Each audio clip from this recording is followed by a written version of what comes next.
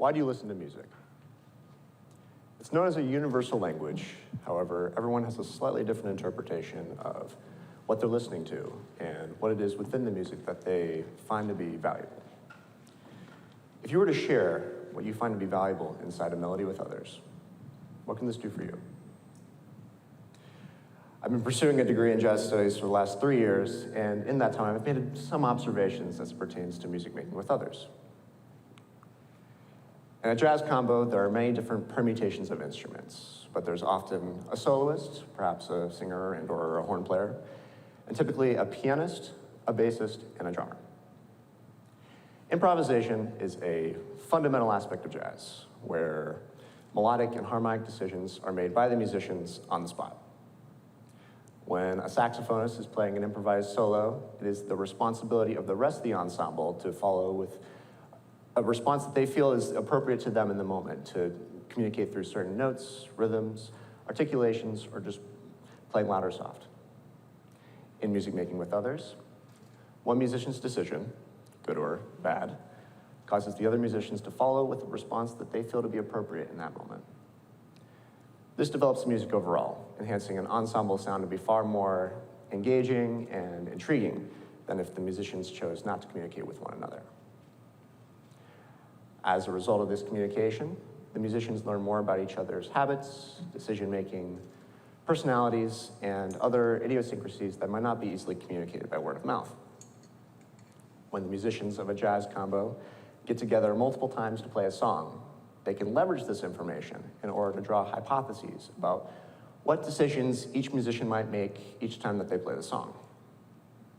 For instance, you could say I'm a little biased towards one of these instruments, but let's say, a saxophonist chooses to play the same riff, the same series of notes and rhythms to start every solo that they play. When the saxophonist goes to play a solo in the future, the pianist could make the spontaneous decision to play a complementing part to the saxophonist's riff, or the drummer could allude to the riff by outlining the rhythms and dynamics that the saxophonist uses. The ways in which the pianist and the drummer choose to complement the saxophonist communicates how they would respond in this scenario. And with more collaborative performing and communication through their musical vernacular, the quality of the music is better, and the musicians learn more about each other's tendencies. But not everyone in the world is an instrumentalist, is a member of a jazz group, or enjoys making analogies to jazz saxophone. While I do believe learning to play an instrument is a great way of understanding many facets of life, I don't think you necessarily need to be a jazz musician in order to enhance the music and the ensembles within your life. When you listen to music, you could be experiencing a myriad of emotions: frustration, excitement, ambition, or just passively listening as you're doing something.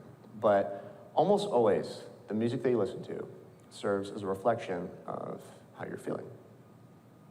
And it could be anything within the music that resonates with you: the lyrics, the beat, the instruments, the artists, etc. If there's a certain identifiable aspect of the music that makes you think, I like what I'm listening to, you should take note of this, as this is an powerful piece of information that can improve who you are and tells you how you can better function with other people. So one of my roommates and I, we were driving back from the grocery store, and he told me to listen to a few songs from an album that he found to be interesting. So I said, okay, we listened to a few of the songs. We got to one of them, and I couldn't help but laugh because it was so different from the other songs in the album. And the singer sounded like they were really straining to sing some low, gravelly notes. The general tone of the lyrics were a bit more serious, so my laughing definitely seemed a bit out of place, and perhaps I may have come off as rude or offensive because of this. I decided to be vulnerable with my emotions and to share why I felt this way, and my roommate actually felt similar to me. Because of this, we were able to share a conversation about what we felt towards the music. We both learned more about what we value in listening to music. We developed a better understanding of each other. And of course, through this moment of vulnerability, we strengthened our relationship. And of course, now we can share a laugh about the low, gravelly notes in that song. A concept that I find to be highly relevant to my roommate and I's interaction and my experience as a jazz musician is the idea of followership. This is the reciprocal practice to leadership, which refers to one's ability or willingness to follow within a team. When the saxophonist plays the same riff at the beginning of every solo and the ensemble responds to it, the ensemble uses followership as a way of making the music better. When my roommate and I are listening to music in the car, we're using our individual listening or our followership of the music in order to generate conversation, thus further improving our relationship.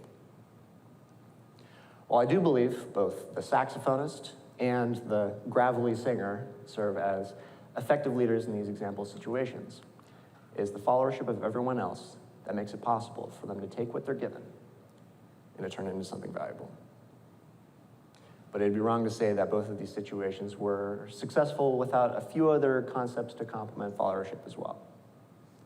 These include willingness, active listening, and courage. So for willingness, when you're sharing music, sharing a workplace, or even a community with other people, you must have the willingness to submit yourself to what a situation presents and to decide your emotions towards it. Without this, it's much harder to accept an environment for what it is and to make progress as an ensemble or with the people around you in your place of work, family, school, or whatever groups you might be a member of.